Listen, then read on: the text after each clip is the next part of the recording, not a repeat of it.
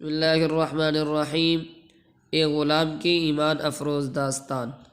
ایک بزرگ فرماتے ہیں کہ میں نے ایک غلام خریدا۔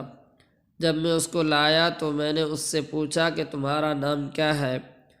کہنے لگا جو نام آقا رکھیں۔ میں نے پوچھا کہ تم کیا کام کرو گے؟ کہنے لگا میرے آقا جو آپ حکم دیں۔ میں نے پوچھا کہ تم کیا کھانا چاہتے ہو تاکہ میں تمہاری خاطر اس کی فکر کروں؟ کہنے لگا میرے آقا جو آپ کھلائیں گے۔ اس کا یہ جواب سن کر مجھے رونا آ گیا اور مجھے یہ خیال آیا کہ میرا بھی تو میرے مولا کے ساتھ یہی معاملہ ہونا چاہیے۔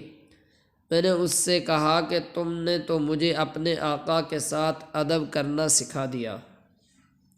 اس نے اس پر 2 شعر پڑھے جس کا ترجمہ یہ ہے: اگر تیرے کسی بندے کی خدمت مجھ سے پوری ادا ہو جائے تو اس سے بڑھ کر میرے لیے اور کیا نعمت ہو سکتی ہے؟